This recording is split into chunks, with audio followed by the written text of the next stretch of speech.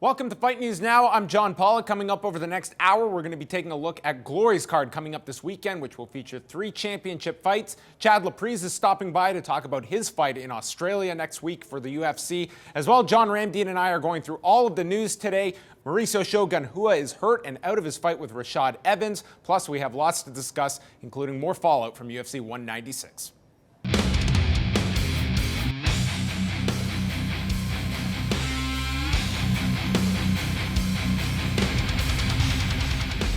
I'm here with John Ramdeen to go through all of today's news. We start off the top with news that Mauricio Shogun Hua is out of the April 16th Fox event in Tampa. He was supposed to fight Rashad Evans. Of course, this was the fight they tried to put together in 2011. That time, years ago, it was Evans who got hurt. And of course, John Jones stepped in and famously won that title. So the fight has fallen apart again, but not completely bad news because they have been able to get Glover Teixeira, who will fight Rashad Evans, and might be a more interesting fight. I actually agree with you. I think I'm sure the UFC anticipated something like this. Shogun is not the Shogun that won that tournament back in Pride. This is a guy that has a lot of miles, has been through the ringer, and I think when you sign the matchup with Shogun, you run the risk of having Shogun get injured. So they probably had this contingency plan because it was announced that Shogun's out and Glover Teixeira is in, and I think it's a more competitive matchup. I think Glover Teixeira in 2016 is closer to the top of the 205-pound division than Shogun is right now. I think we all think back to the most destructive Shogun, creative on the ground, has that very aggressive Muay Thai style, but again, can he stay healthy? That's the issue. I mean, that's the issue for a lot of fighters that are now in their 30s. Oh, and as well, I mean, Rashad Evans, we saw him with such a big sabbatical comeback against Ryan Bader. Many favored Rashad Evans against Ryan Bader, and instead it was the opposite result that he got. So I think just as many interesting questions about Rashad Evans as we've talked about that light heavyweight division. There's the guys you have at the top of that division, but then there's a bit of a gap, and I would say with Teixeira, who's already challenged for the title, as has Rashad Evans back in 2012, where do these guys fit in that light heavyweight division? Because we don't know which side they're going at this point. Yeah, I think if you're objective about things, you look at John Jones as the number 1 guy in the 205-pound division. I think when he comes back in this fight with Daniel Cormier, he'll be the favorite. Cormier's the number 2 guy. I would expect Anthony Rumble Johnson, number 3, Alexander Gustafsson, number 4, and then it's kind of wide open between number 5 and the number 8 or number 10 spot. So this is a great fight. If Rashad Evans or Teixeira, they want to get back to the top of that mountain, they want to another crack at UFC Gold, this is a great matchup for them. Show where they are in 2016. You know both guys are very intelligent. They have very high fight IQ, but we just didn't see Rashad Evans pull the trigger in that fight with Ryan Bader. Is that the difference? He'd been away for so long. Teixeira just seems mentally strong, ready to scrap anytime. So it's interesting to think how these guys match up against each other. And it's kind of also Black Zillions versus American Top Team if Teixeira decides to spend the camp there, which he should. Rashad's smart.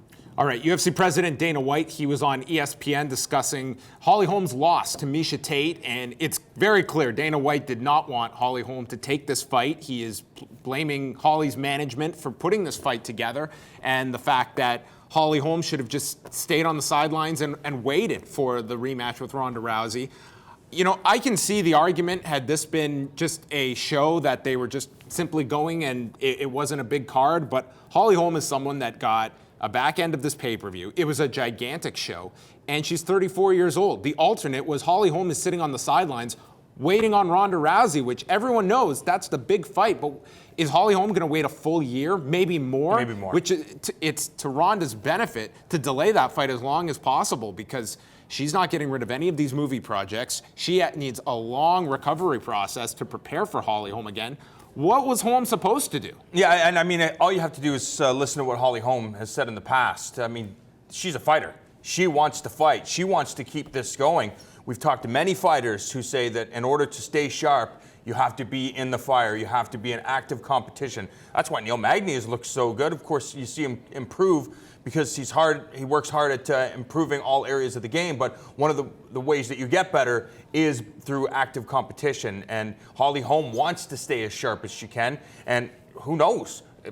There's some people out there that believe that Ronda Rousey will never return to mixed martial arts. So you can't have Holly Holm waiting around. I think this made the most sense for her. Sometimes you win, sometimes you lose. But what you do is you set up an interesting rematch because of the way the fight went down. I think most people saw Holly Holm winning that fight, and if Miesha Tate hadn't submitted her, it was likely it was going to be a draw, and Holly Holm would retain her title. And a bit of a contradictory message when you can praise someone like a Conor McGregor who will just take a late-minute opponent change and fight on a moment's notice, and then on the other hand saying, oh, Holmes should have just waited and put her career on hold for a year. I just think that, hindsight's 20/20. She lost the fight, not as if she was losing that fight going into the fifth, and to me, it's like those were the cards that were on the table. It's not as though Ronda Rousey had any kind of timetable for her return. Like she said, towards the end of the year, maybe we get to September, October, she's not ready. And then what? We're going to go into 2017 at that point?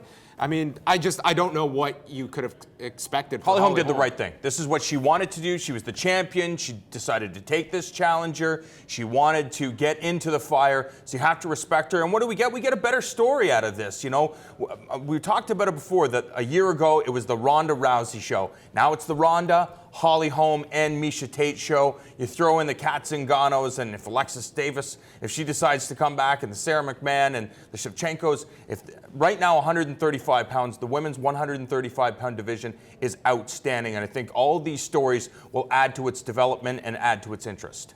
Now, you mentioned Kat Zingano's name. A number of interesting fighters that are all going to be coming out of the woodwork to angle themselves for fights at UFC 200. Everybody wants to be on that card. Kat Zingano has made it apparent. Amanda Nunes. And we even have Rafael Dos Anjos, the champion at 155 pounds, throwing out the option on the MMA Hour of fighting Robbie Lawler. So even fights you wouldn't even anticipate would be the desired one for a Dos Anjos.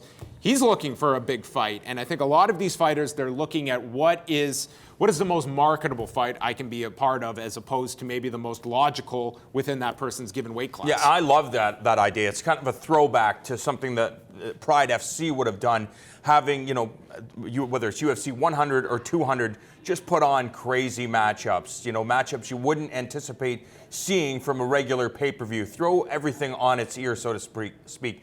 Bring in Cyborg, have Dos Anjos fight Robbie Lawler if Nathan Diaz isn't going to fight him, which probably won't be fighting him at 200. But I think that's a great idea. Shake things up and give the viewers something new, give them something to cheer for, and give them something fresh, which I think people need in mixed martial arts. And I think that it's also, it's maybe not the greatest message to hear, but if you are a Frankie Edgar or a Tyron Woodley, two guys that you could make easy arguments should be getting title fights in their respective weight classes, unfortunately, they are not the biggest names in their weight class, which is what a lot of this is weighed upon. And that was clear last week at that press conference of what everyone is believing the audience and the public want, what they're going to buy into. Yeah, and that's what it was. We saw at the Unstoppable press conference with John Jones and Cormier going back and forth, Chris Weidman and Luke Rockhold, who in my opinion stole the show, because you have two guys, and I know Jones and Cormier are at the highest level as well, but you have two guys in their pinnacle, very, very similar but different styles in Weidman and Rockhold. One was the UFC champion, one was the Strikeforce champion. This guy, for years, it's like, what happens if Luke Rockhold gets to the UFC? Can these guys from Strikeforce and the WEC hang with the guys in the UFC? They've proven it, and I think just the banter back and forth, something we haven't seen from Chris Weidman in the past, I think that creates interest as well. But then you have some of the ones that Demetrius Johnson, nobody asked him a question. This guy doesn't create interest through talking smack or anything. People just want to see this fight, just like Frankie Edgar. They want to see him because he's a competitor. He knows how to win. Frankie Edgar's kind of the hardcore fans fighter, because this guy, it doesn't matter who he faces, he always comes in with a ridiculous game plan. He's always prepared. He always has a great strategy, and he knows how to execute better than most people in the game. Let's move on over to Bellator. It was announced last month that Chris Lieben had signed with the company. Of course, it's been years since he had announced his retirement. The UFC had let him out of his contract because he did have fights remaining, but then out of that contract, signs with Bellator, and now the news was reported. First, it was out of an MMA outlet in Sweden that he's dealing with a pretty significant heart ailment, and it looks like for the foreseeable future and perhaps forever, he's going to be sidelined and unable to make this comeback. certainly when you're talking about the heart, there is no commission and there is no promoter in their right mind that's going to risk anything when you're dealing with the heart. Yeah, and Bellator has already released a statement saying it's unfortunate. We wanted Chris Lieben to be a part of our organization, but unfortunately his health is the most important thing, and they hope that he gets better. And the other one being Vanderlei Silva, who just signed with Bellator. So this is an interesting game that Rizin is playing because, of course, Vanderlei Silva still he's not been granted a license by the Nevada Athletic Commission, and that goes through May of 2017 as we stand right now. So Rizin is going to bring him in for a 2-on-2 grappling bout, which will involve Kazushi Sakuraba and dancing around because the grappling is not overseen by the commissions, and the idea that we can use Vanderlei Silva for all that his name is going to bring with a very famous opponent of his from the Pride days and get around this suspension without upsetting the commission. I mean, this is, I guess, kind of clever on Rizin's part. It is indeed, and this is kind of what I'm talking about when I'm talking about UFC 200. I know this is going far to one side, but Vanderlei Silva and a tag grappling match is kind of the angle is what I'm talking about. Do something new, something fresh. And this is awesome. This is nuts. It is nuts. But you're telling me you're not going to tune in to see Vanderlei Silva and say Dida versus Tokoro and Kazushi Sakuraba? I'm pretty interested in that. Sure, it's kind of a freak show, but this sport was kind of built on those freak show fights.